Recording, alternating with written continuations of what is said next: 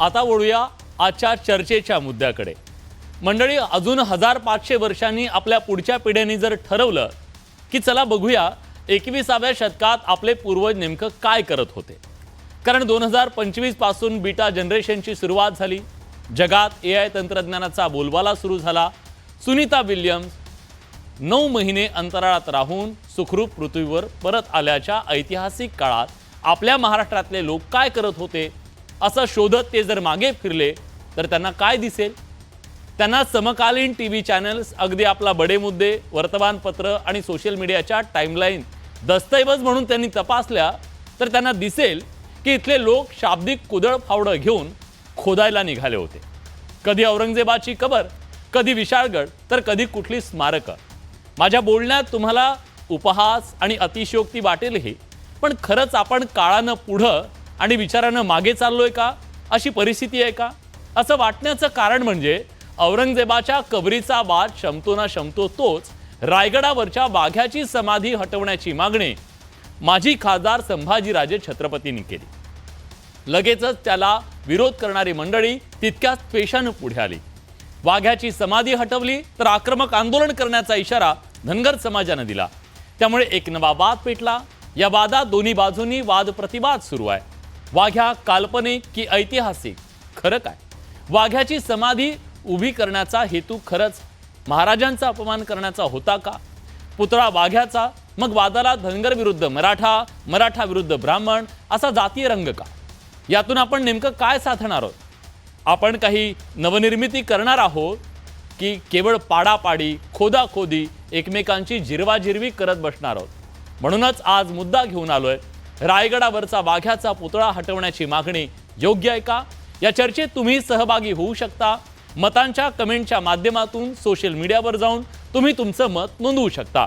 कार्यक्रमाच्या शेवटी पोल दाखवणार आहोत, पण चर्चेला सुरुवात करण्याआधी बघूया या संदर्भातला खास रिपोर्ट। वाघ्या कुत्र्याच्या समाधीचा वाद पेटला। इतिहास अभ्यासकांची वादात उडी। वाघ्याची समाधी हटवण्याला तीव्र विरोध। धनगर समाजाचा आंदोलनाचा इशारा। ऐतिहासिक संदर्भ नसलेल्या, पुरावे नसलेल्या वाघ्या कुत्र्याची समाधी रायगड किल्ल्यावरून हटवण्यात यावी अशी मागणी माजी खासदार आणि रायगड विकास प्राधिकरणाचे अध्यक्ष संभाजीराजे छत्रपती यांनी केली। त्या मागणी विरोधात आता आवाज उठू लागलाय। इतिहास अभ्यासक संजय सोनवणी यांनी पुराव्यांसह वाघ्याचं अस्तित्व काल्पनिक नसल्याचं म्हटलंय, तर काही इतिहास अभ्यासकांनी वाघ्याचा संदर्भ नसल्याचं म्हटलंय।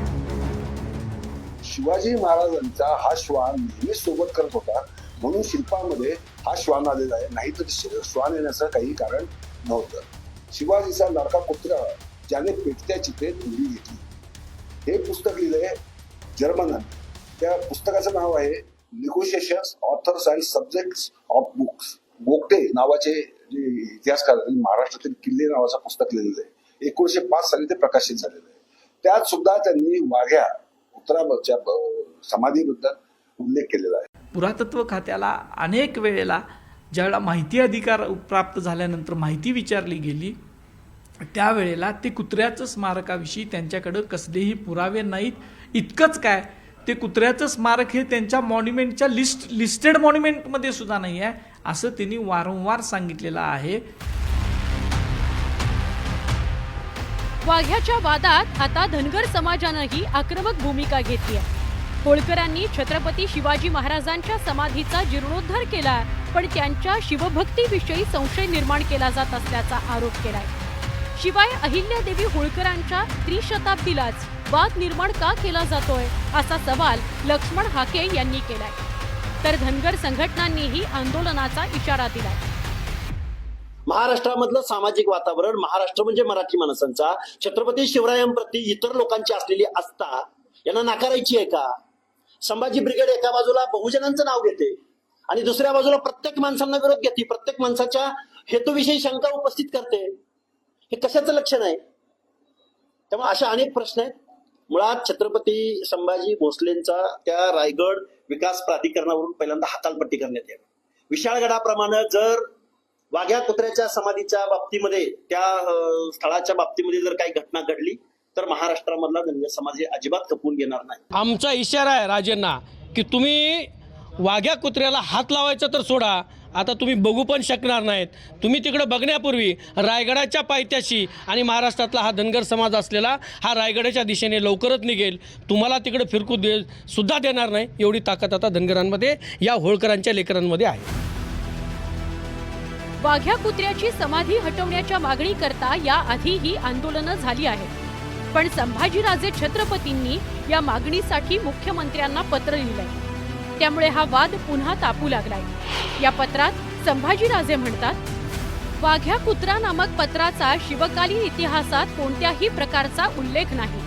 भारतीय पुरातत्व विभागानं सदर समाधी आणि वाघ्या कुत्र्याचे ऐतिहासिक महत्त्व याबाबत त्यांच्याकडे माहिती नसल्याची स्पष्टोक्ती दिलेली आहे. श्री छत्रपती शिवाजी महाराजांच्या समाधीलगत एका कपोलकल्पित कुत्र्याची समाधी आणि पुतळा उभारणं हे महाराष्ट्राचं दुर्दैव आहे.